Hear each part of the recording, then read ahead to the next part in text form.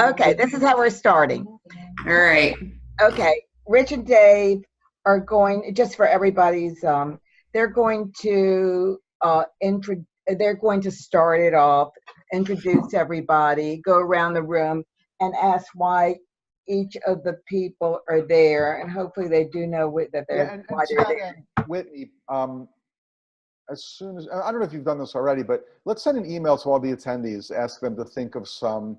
I was going to do it next week, just Okay. like before. We got another Not too far, not too close to. No. I know we don't want to scare people and have them cancel, but it would be great if everybody had some kind of issue in mind. That would be really nice. Please don't cancel. Just to have something in mind to speak about. Yeah, I've got an email Okay. that we can fiddle with. We had another sign up today. Nice. Who? Awesome.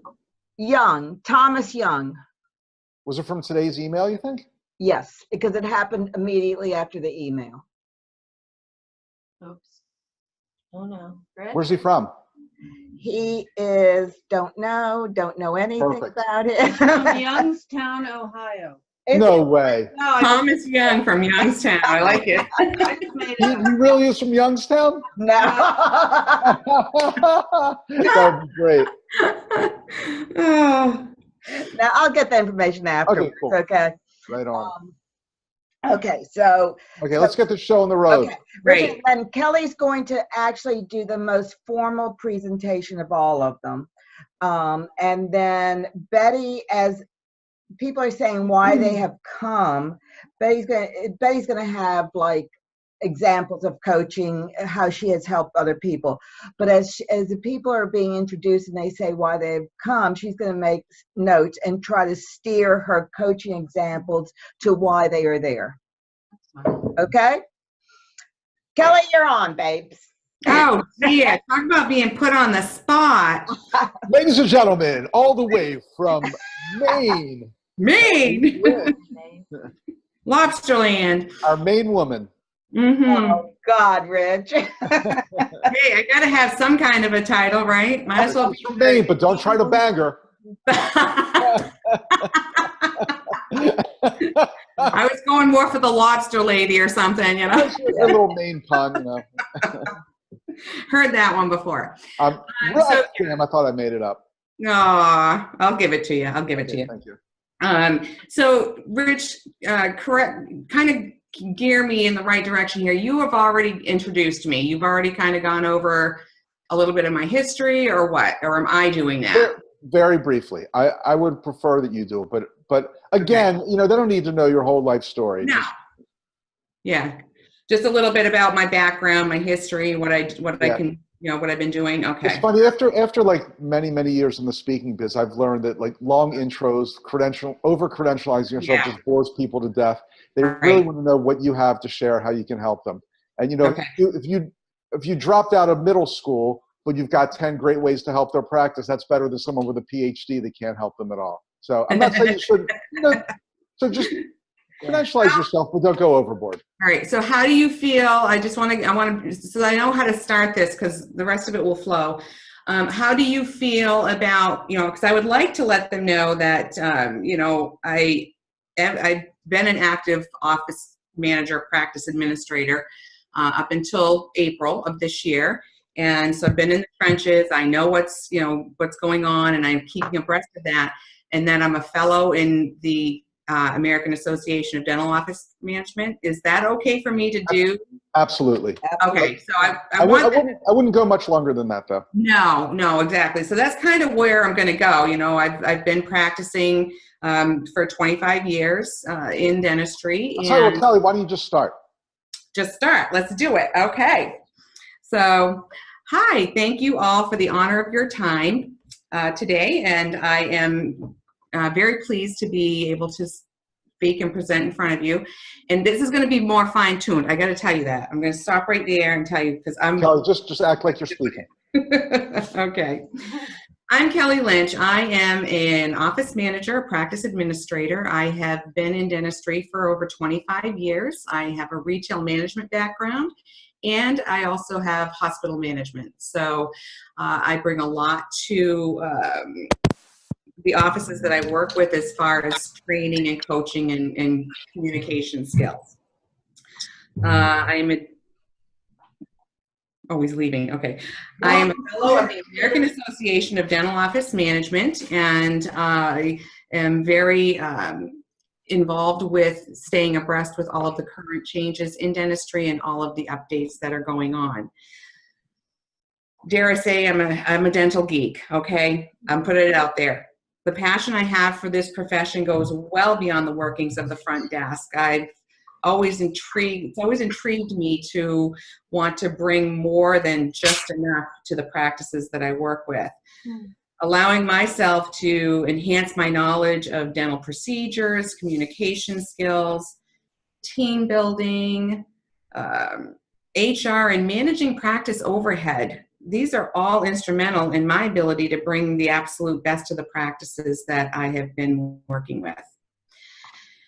Having been in the trenches until April of this year, I not only coach, I play a great game as well. I stay connected, like I said, to all of the current changes in our business, and I share this knowledge with my clients. Your practices are not going to be just another practice. I'm relentless in my passion to seeing each practice that I work with succeed. And today, I have the pleasure of taking you on a journey through some of the coaching elements that I can help practices with. Let's take a moment just to focus ourselves on this first topic, defining your leadership style. Would everybody close their eyes for a moment for me? For the next 60 seconds, I'd like you to consider the best moments of your life. These can include moments you've had alone, moments shared with family and friends. These can be moments that pertain to professional successes or personal revelations or an exciting life experience. So let's take that 60 seconds to consider the best moments of your life.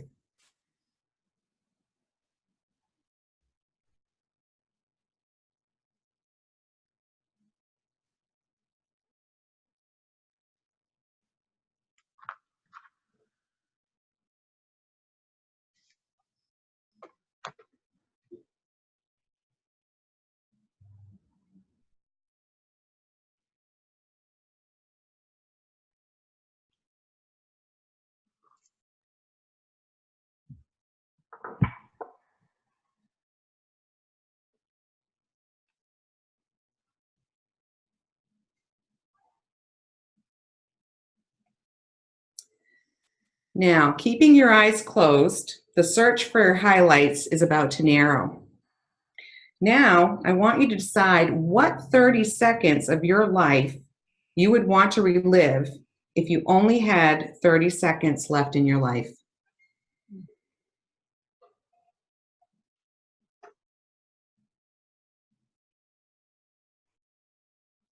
Oh, God. Okay, you can open your eyes now. The first 60 seconds, the first part of that exercise was to reflect back on your lives. The second was a review of what is most important to you. Who would like to share their 30-second redo? You better not do it, Hope, because I don't want to hear from your lawyer again. Oh, okay. I was thinking, is it important for your presentation to have something shared right now? If no one wants to share, basically what I'm going to do is I'm still working on this part of it, but what I would like to do is, would anyone like to share their 30-second redo? If no one wants to, or if it's too personal, then we can just keep them to ourselves, but keep that in the back of their minds. Okay. So in helping a client define and nurture their leadership style, I encourage doctors to define what is working well for them, what is not working as well as they would like, and what steps are they willing or are you willing to take, doctors, to improve that. We'll collaborate on moving the practice forward through a combination of mindful awareness, delegation, and acceptance to change.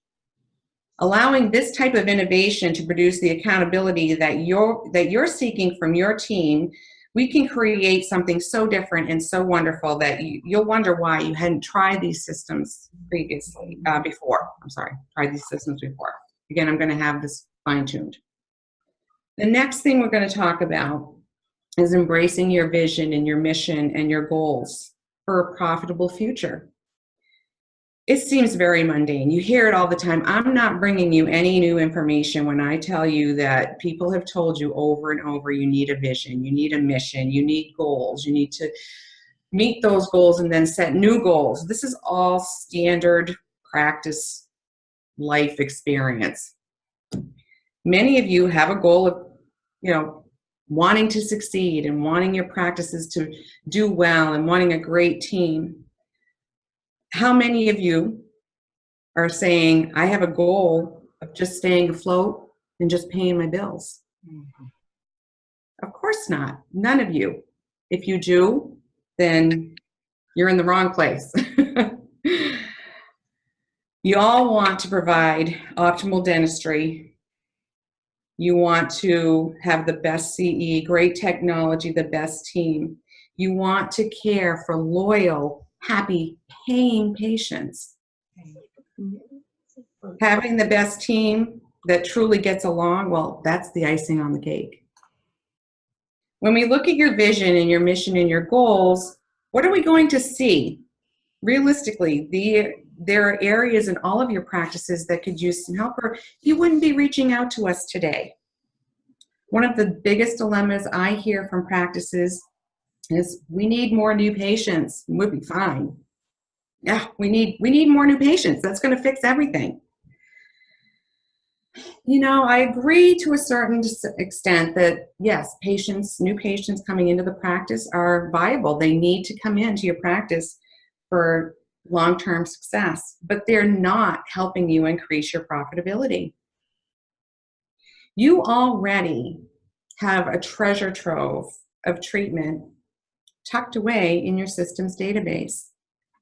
Patients that you have presented treatment to over the years, and again, the key words, it's sitting in your database. Why aren't your patients scheduling?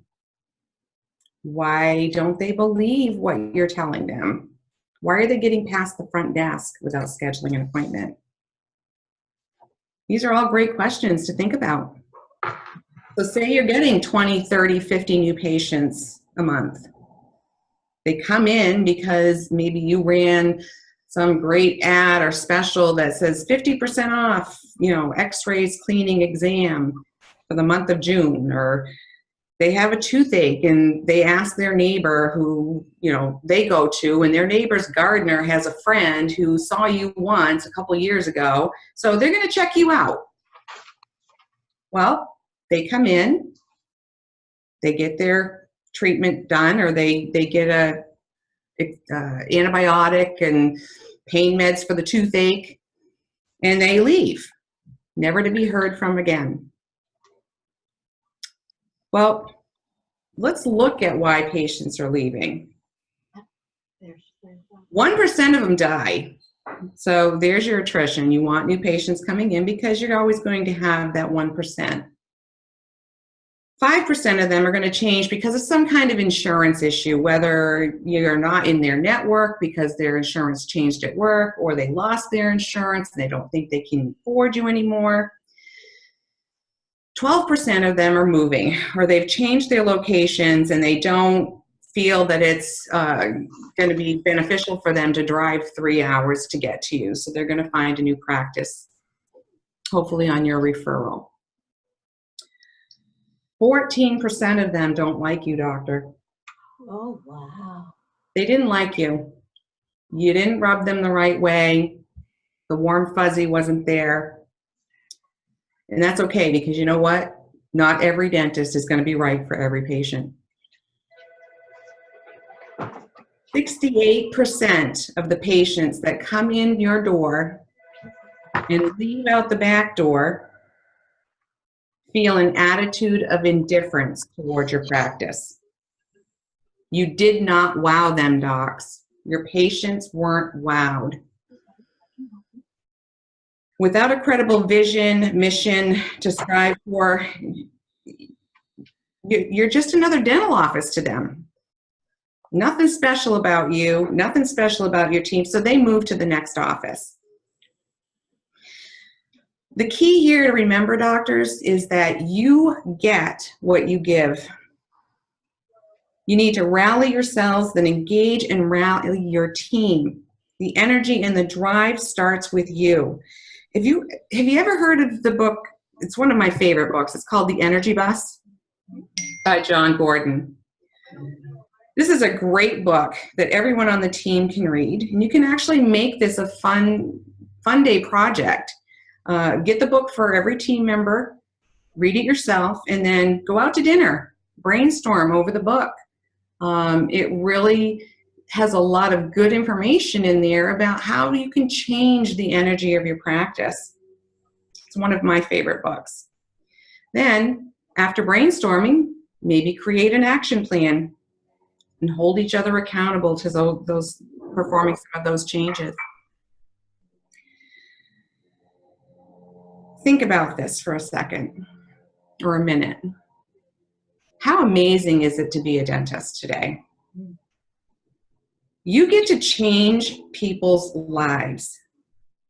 The patient who comes to you with chipped, broken teeth, discolored teeth, they're in pain, they can't chew properly because they're missing so many teeth. They're embarrassed to smile. You get to build the confidence back in that patient to help them move forward in life. You get to possibly save the life of one of your patients by simply doing comprehensive diagnosis and treatment. How freaking cool is that? Can I say freaking? You can How say, cool is that? Yes. Yeah. How cool is that?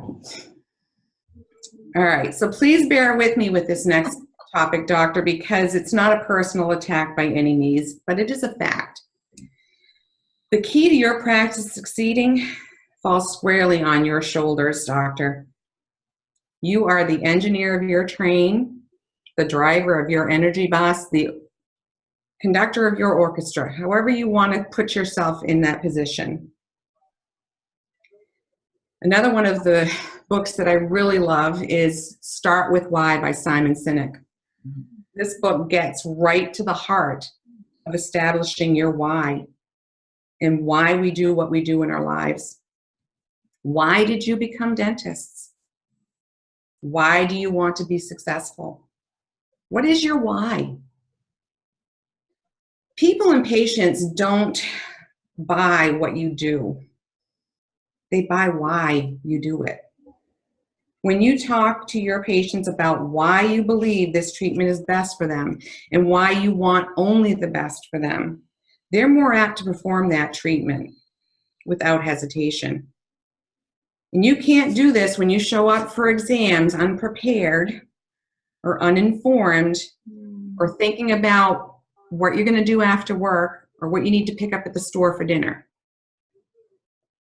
Being an active and present participant in your own success. You need to arrive ready. You need to listen to your patients. Really listen, because they're going to give you the cues that you need to help move the treatment forward. Understanding this is going to help you develop the loyal, happy, paying patients that you so desperately are looking for. And you're going to get them to say yes more often. Your team is taking their cues from you. They're looking at you. They're seeing what you're doing. If you're on your phone talking to your golf buddy when you should be in the treatment room, when you're on the computer ordering from Amazon, they see it.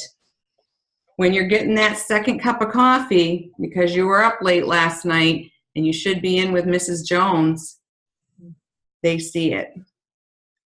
By setting this type of an example with your team doesn't value, and they don't have any ownership. They don't value that ownership that's needed to succeed. They come, they do their jobs, they go home, there's no buy-in, there's no empowerment, there's no engagement. It's a job they do. They go home, they get a paycheck. They do it the next week. So let's talk about your teams for a little bit. I've always loved the term team. It's such a more cohesive word than staff or employees. A team that's accountable to each other, to the patients, and to the practice is a team of winners that every practice is striving for. When you create a team of professionals that you want to work with every day for 8 hours or more a day, 3, 4, 5, 6 days a week, what are some of the qualities that you look for in that team member? Dr. Smith, what's a quality you'd look for? I want to, go around and kind of pick 1 or 2 qualities from each of the doctors. I like them to come in 10 minutes before the morning huddle starts. That's the problem. I like when they're very Okay, all right. How about 15 minutes? I like that better. enthusiastic and good looking. I'm ready for that. All right, so pleasant personality, clinically trained, licensed, is good with numbers, is good on the... Oh no, that's a That's bad a- freeze right there. Yeah. Look at that. Now, if we look back at your why, wouldn't it be amazing if you had a team of professionals driven by not only being great at what they do, but driven by your why? A team that's driven by a purpose, a cause, a belief. When they come to work, they've already, when they come to work, they're ready to go. They believe what they're doing. They know what they're doing is right for the patient. And how wonderful it would be if, with the right training and the tools and the support and the appreciation and the purposeful compensation, not just giving raises because raises are a thing to do. Purposeful compensation.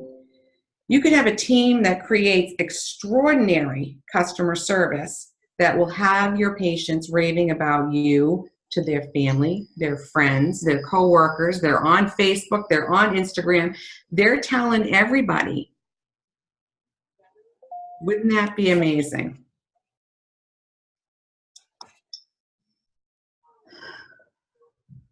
Creating a dental practice that attracts and retains the creme de la creme team and loyal, happy paying patients just doesn't happen overnight. My mission is to coach and guide my clients to help create dental practices that attracts and retains these types of team members and these types of loyal, happy paying patients. Once you've defined your vision and your mission and your goals and your why, amazing things start to happen in your practice. Holding team members and patients accountable to the expectations that you've set and delivering and reinforcing the consequences if needed. Those are the strengths needed in a practice that is going to flourish. Are you willing to take the steps and make the changes needed to have that happen in your practices?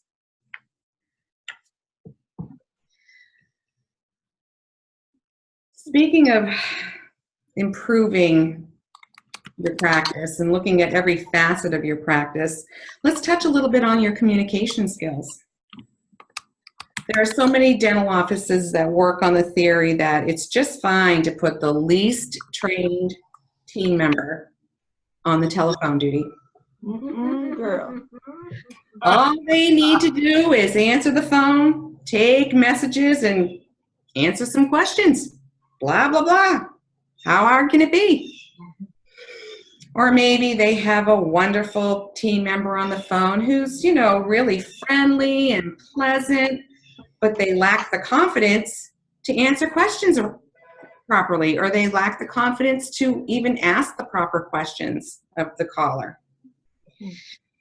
Communicating with confidence, it takes a lot of energy, it takes a lot of skill, and it takes a lot of practice. I love to help practices utilize systems that are minimally scripted but incredibly successful. These systems encompass all areas of the practice. They are a symptom, not simply the front desk. I work with assistants, hygienists, doctors, lab technicians, everyone who comes in contact with any type of patient interaction to help guide patients with the right communication skills to accept the treatment that you're proposing. Working with the entire team, we develop a front to back, back to front, doctor to patient system of conversations that create results. Knowing how to educate, ask permission of, respect decisions, and never assuming. These are all key elements that a great coaching program offers. And I love to offer my help with practices in enhancing their coaching and enhancing the communication skills. Again, fine-tuning. The task of discussing money with patients is another key factor to the success of the solvency of your practice. Do you have team members that are uncomfortable asking little old Mrs. Jones for her copay at the time of treatment? Are patients leaving that should be paying their deductibles and copays because you do have that person that just doesn't want to upset them? Do you have team members who are submitting insurance claims and they're not really sure what they're doing? They're not following up. Have you looked at your accounts receivables lately? Keep in mind that the ability to collect payments that are 30 days or older declines as each day passes. If you don't have someone who knows what they're doing and knows how to follow up and knows what topics to talk about with the insurance companies, you're going to have an AR that's out of control because they don't know how to get it under control for you. Patients schedule and patients pay. Patients schedule and patients pay. This philosophy should be top of your mission because patients schedule and patients pay. Once the confidence is created and you and your teams are working to meet your why and you're practicing your ability to present and ultimately have patients accept your optimal treatment plans, your case acceptance will continue to improve. One of the big things I see in offices is the doctors and the teams, they unknowingly sabotage themselves by prejudging patients' ability to pay. The treatment plan is based on what the insurance will cover, or they don't offer the best treatment. Maybe they do a makeshift treatment plan instead because, you know, Mr. Jameson is down on his luck and let's just fix that broken tooth with a big old filling instead of a crown. You know, we'll fix it later if it gets worse. By utilizing a getting to know you format and a questionnaire, I've seen practices easily remove these barriers from optimal care simply by asking the patient the correct questions. Getting the cues from the patient on what they're able to do and what you're able to help them with to get over the hurdle to that optimal treatment. It's looking like my time is almost up here, and I really wish I had more time to spend with you all because there's a lot of other things I'd love to cover with you, and I'd be happy to talk with you all at the end of the meeting. But before I cut out right now, I'd like to take a few minutes and quickly share with you my 30-second redo moment from the beginning of the session. Okay. The first time I skydived, I was 40 years old. Wow. The first time.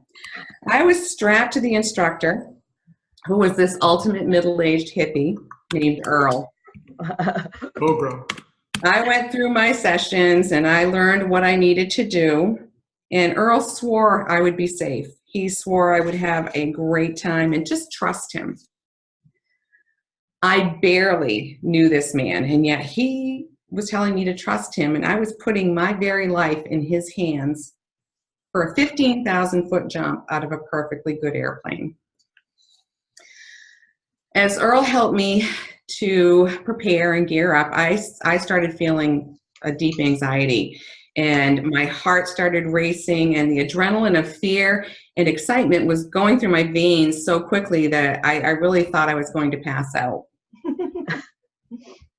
I stepped with great hesitation onto the plane that was going to take me 15,000 feet up in the air. And I wondered, why was I doing something so stupid?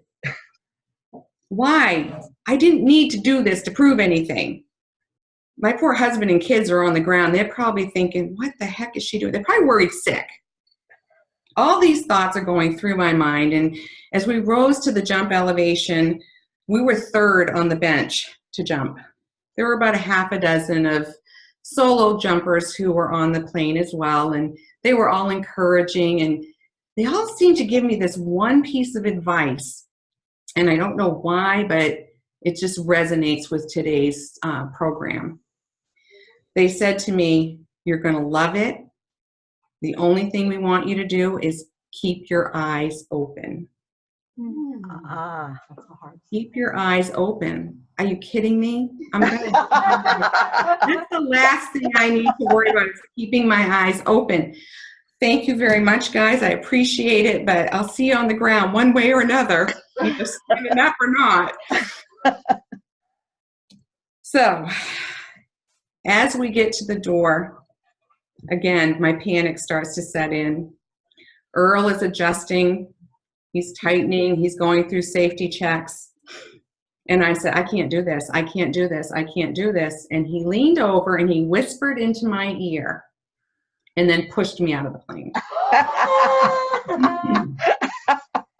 He whispered, this is the closest you'll get to heaven while still alive.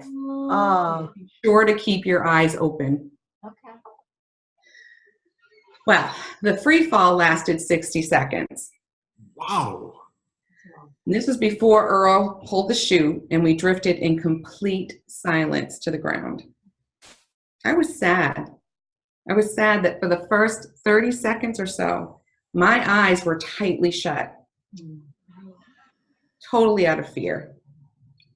When I finally opened my eyes and took in the view, the sense of amazement is undescribable. The serenity of the complete silence, the beauty of the earth that I could see for miles was breathtaking. Now, I've jumped many times since then, and people still think I'm crazy. Every time I jump, it's a new experience. But I've always wondered, what did I miss in that first 30 seconds of my very first jump? Because of fear. Fear of the unknown. It can cripple us. It can keep us from moving forward. And I'd love to take the leap with you and your team, to see what kind of obstacles we can overcome together in your practices that will allow you to see what you've been missing and how much more you can achieve once the obstacles are removed. Wow. Thank you all for taking the time to come back here. It's been a true pleasure. You know, I hope to work with many of you in the future. and then wait a second, my last slide is me jumping out of the plane. Oh, great. Oh, my parachute. Here I am. Hold that closer. Hold that. That's really cool. That's so me cool. Walking. That's me alive and well after I jump. That's a really good. That's a great analogy. Really, really great. Great. Glad you like it. Yeah. I stumbled a little bit, but again, I've just started working on the fine tuning a day or so ago. So, Kelly, you hit so many good points in there. I mean, so many. It was just packed with good points and a really great intro and closing. Yes. Thank you. What I really appreciate is that you don't sugarcoat stuff. So that I like the language you use. You're not paying me to sugarcoat anything, honey. The only thing, okay, and I know that you were reading and you're still working on it. You've got a great smile. Smile more while you're doing it. Okay. Okay. All right. Okay. Yeah. And I'll be much more animated when I'm not looking at you guys. I'll be looking around and, being much more animated. So, yeah. Right. No. I'm sitting in my dining room. I just had a few very minor notes, but I can email them to you. It's nothing about your style or your content. That's all great. Just very minor things. Okay. Yeah. Funny, one of the notes I made said, what the hell does the 60-second exercise have to do with anything? But it's great that I didn't realize it until the end. That was perfect. Right. There's a whole method to my madness, so I can keep that in, okay? That was great. Really good, Kelly. Excellent. Yes. Excellent. Yes. Bravo. And one of the things that you should know is as you were talking and going through your different points of the hit parade, we were nodding, like when you were saying that. I guess it's recognizable to us, so it will be recognizable to the doctors also. Very much. Okay, good. All right, good. Yes. Yeah, because I can really see. Have you given this talk before or a very similar talk to this one? I just wrote this week. Yeah. I got homework from you guys, so that's what I do. Because it's tough, because I would imagine, we asked you to put together kind of a greatest hits, but don't give away too much, just enough. Right. That's what I realized. It's really, really nicely done. I mean, you got to practice a few more times, of course, but really nicely Right, done. I will. Yes. Yeah. That's what I thought was so cool, Kelly, is that there was so much rich information, but it didn't give away the milk for free at all at the same time. Right. You know what I'm saying? Like it really it was so enticing, but it didn't give away any, I think, of the content that you would be offering when you actually would go into an office. So that you could do that was so great. I was very just captivated by you the whole time. Yeah. Well, the things that I did throw in there were all things that, by using the getting to know you system and things like that, it's like, oh, well, they want to know more about the getting to know you system now. Right. So good. I think, it's so funny because what did you say? It's 14% that the patients just don't like. Exactly. Yeah. Patients, 14% of patients leave because they just don't like the dentist. And that's to be expected to some degree, because you can't be everybody's dentist. Right. And, these dentists, these doctors that, hopefully we'll be working with, we're going to hopefully try to fine tune their niche and try to fine tune their qualities so that they're going to attract the kind of patients that they want to attract. Good enough. Yeah. Okay. I think Whitney's going to do her thing next.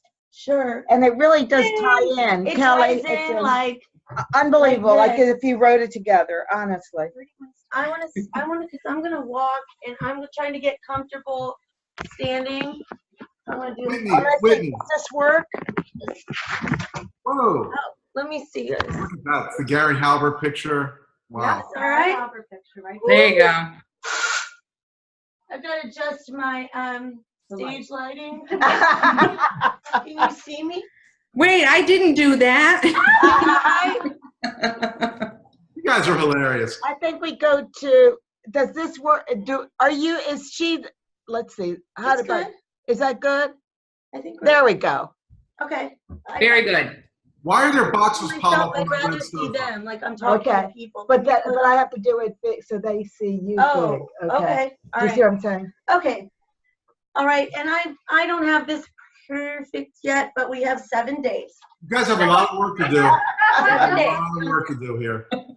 Hi, my name is Whitney Beauregard. I'm the lead account manager at the Maddow Center for Dental Practice Success. Really quickly, what that means is that I work with practices, dentists really, who want something bigger, better, different, more for themselves and their practices. I assess and match them with the service we offer that will best address and achieve their goals. So now that that's out of the way, I want to thank you guys for being here. I've got to know each and every one of you, whether it's just a little or working with you extensively, and it means a lot to me to meet you face to face. So yeah, it's a special day, and thank you so much. And I also want to thank you because, well, if you're here, you have done part of my job for me already. See, very simply, if you're here, something about the subject of our masterclass has called to you.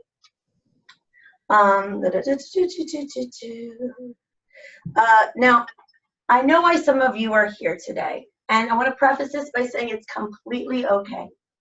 But I know that some of you are here possibly with the intention of collecting little tidbits of information, taking them back to your practice on Monday, and trying to do this yourself. Like I said, that's okay. We still want you here. And we're so happy to have you, but I have a little secret. It comes from years of experience and lots of anecdotal evidence. It doesn't work. But like I said, we're so happy that you're here. However, I know others of you are here because you're in need or in want of a team of experts working in your favor to make your practice the absolute best version of itself to achieve dental practice success. And I say dental practice success. That term is thrown around a lot, well, at least today, and it's even in the name of the company that I work for. But what does that mean? What does that look like? We can paint a picture. Certainly, it means better patient care and therefore more loyal and appreciative patients. It means, what does it mean? It means, I'm sorry, you guys. It's okay, we got 7 days. We have 7 days, and I mixed up the, it means respect, harmony, and unity amongst your staff and emanating from the practice. And most certainly, it means new patients, increased revenue, more value, more money, bottom line. Now, I want to tell you guys a quick story. And I was thinking about the best way to present the information and the message I really want to today. So I'm like reeling around in my mind, and then it hit me that I can just tell you my story.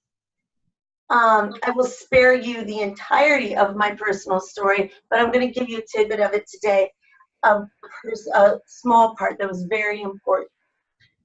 I moved to Baltimore a while ago.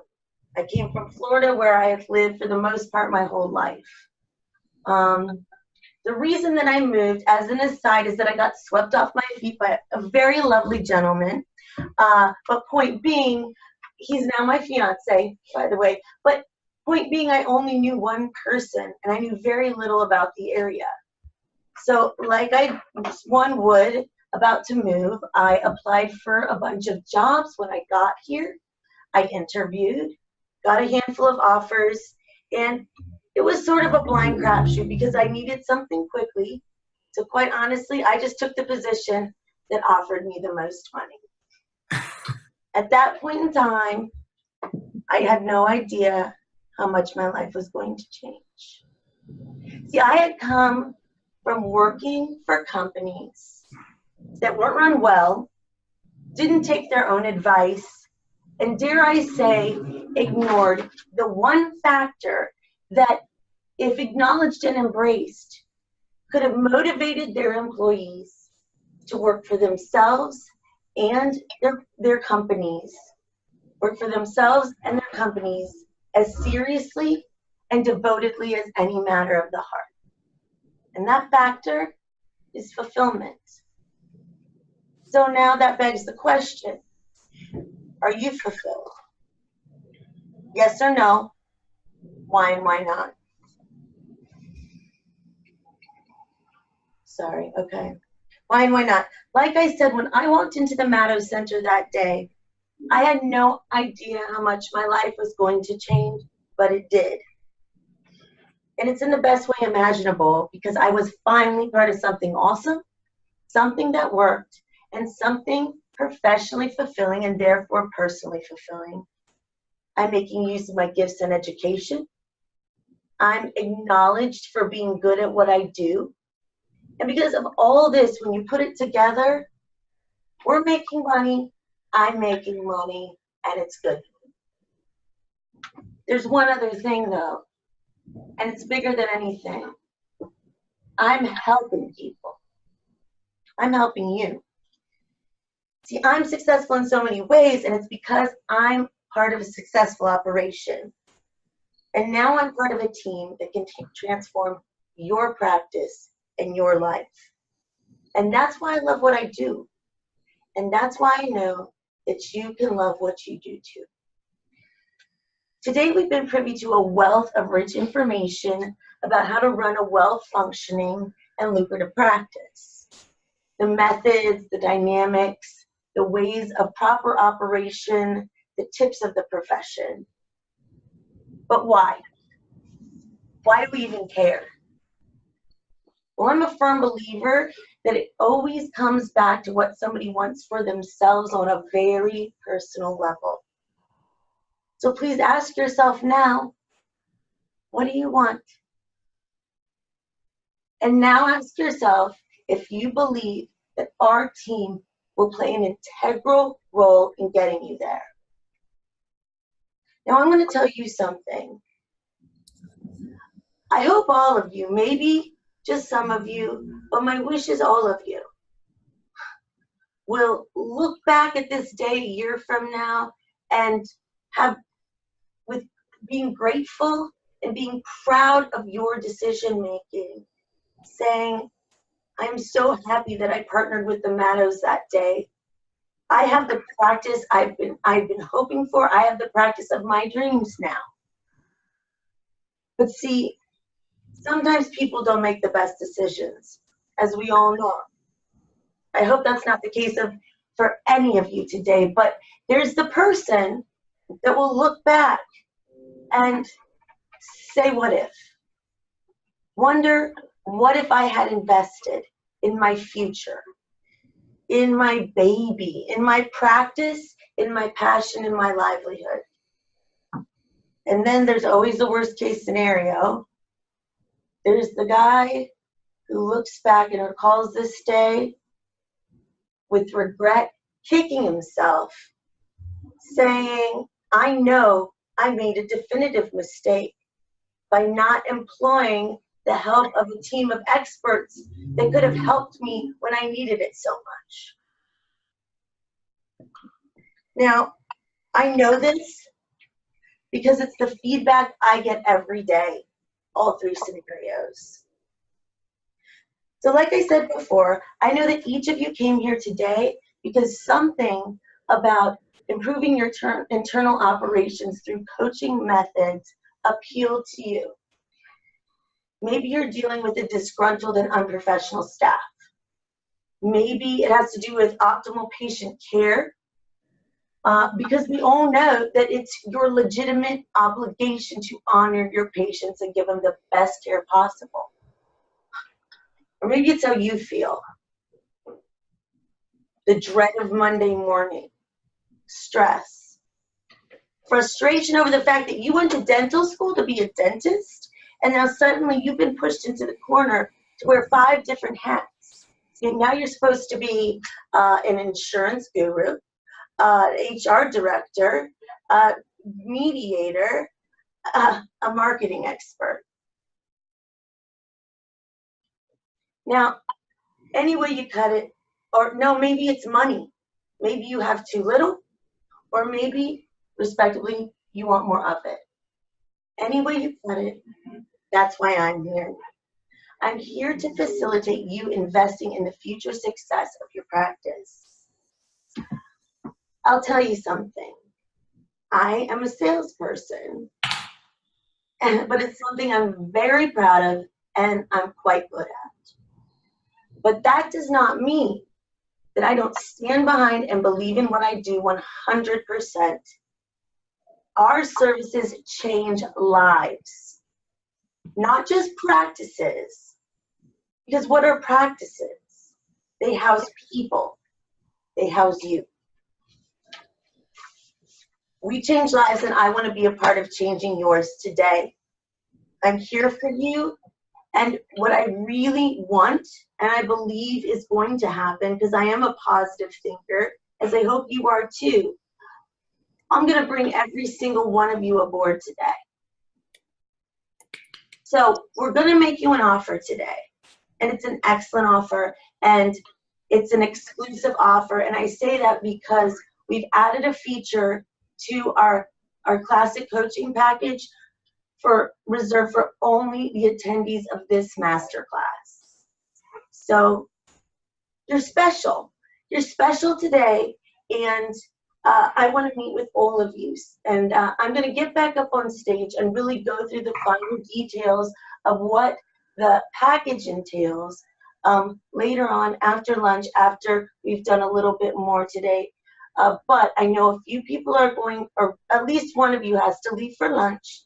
And if that's the case, meet with me right after, and I'll go over it with you then. This has been such a pleasure.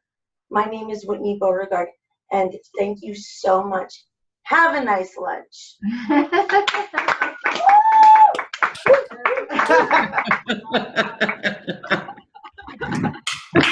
You're very emotional, Whitney. What? You're very emotional. Yeah. Did you like Was what it stupid emotional? No. Sincere emotional. Did you like some of the stuff we've added?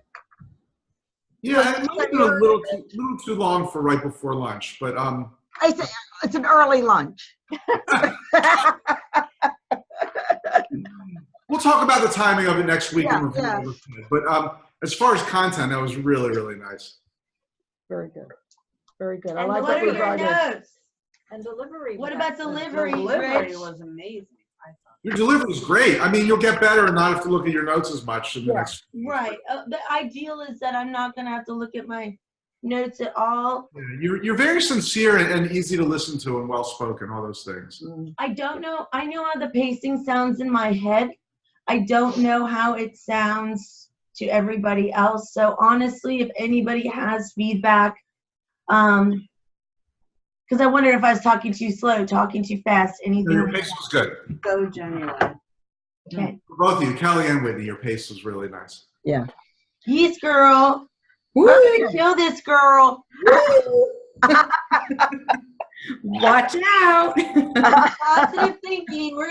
Yes, there's gonna be lots of good things that happen on You're all going to be visiting Youngstown pretty soon. All right. The resort in Youngstown, right? Oh my gosh. Okay, thank you, Kelly, Thank you, guys. very much. Yeah. And then we'll see you on Thursday, right? Right. Yes. We just a little aside. There is some type. I tried to change. Well, Anne, not me. We tried to change your hotel. Mm-hmm. Except there is some convention in town that has taken every hotel room in. Where are they staying? So, where are they staying? They're staying over here, and I was trying to get them downtown so it would be easier on Friday. Oh. And could not find one room. They couldn't even find, over by me, there's that Radisson where I am in Cross Keys and the Doubletree. I might have a room in my building. Do you really? I might. I'll see. See if you do. I know that we used to have it over at Harborview. That would be great. I mean, we have them. Usually they're booked. Right, they're booked way ahead of time. But everything is taken. So you want them downtown is what you're saying, so. Yeah, they're just completely booked. And the outs, Roland Park, and all of that stuff. Check the Crack House Inn on North Avenue. I can change that. I can work with it. I just want a clean bed and a shower. That's all I care about. Well, you can't get that there. Definitely not a clean bed. A clean cot, right? Kelly, it's by the hour. Okay. Oh dear. Okay. Do you know what's in town? I'm sorry. What, Rich? Do you know what's in town next week? Yeah. What is it? It's a citywide convention, and it's natural something. That's a big one. Actually, that one is so big that they outgrew our convention center, and they're moving next year and 2 years from now. Really? It's so big that your mama wears army boots. No, it's funny. It's a great convention. I remember when I was in town last year, Candy and I were somewhere for dinner in Harbor East, and a couple women at the bar started talking to us. Like within 2 minutes, they're trying to sell us all these natural foods and supplements. Oh, okay, okay. Is it as good as BronyCon? It's not. Nothing's as good as BronyCon. That's the best. What's BronyCon? It's a Oh, guys that like to dress like My Little Pony. oh God. Oh God. That's the thing. Okay. Rich, that has always been the problem with any of the bigger dental shows that travel getting to Baltimore. There aren't enough hotel rooms. Yeah, I know. So Yeah. yep. Anyway, I'll see if I can find something. Oh, that would be great. That would be great. But they're here, and I thought on Monday. Right now they're in Owings Mills Yeah. at the Hyatt place. No, it's here. I think I'm gonna move them to the Hyatt place because at least it's closer to the Foundry. What's the Foundry? Foundry Bro? It's You know- where the Wegmans is. What's the Foundry? That's Oh, where I we're took you gonna- for breakfast. Remember when we went for breakfast? Oh, Yeah, yeah. there's a million restaurants there. So I think we're going to move you there if they have a room open. I know, that's what I'll you're leave these up to you guys. Thanks, everyone. doing. Okay, bye-bye. Rich. Peace out. Thank you. For some reason, I just always want to call Kelly girl.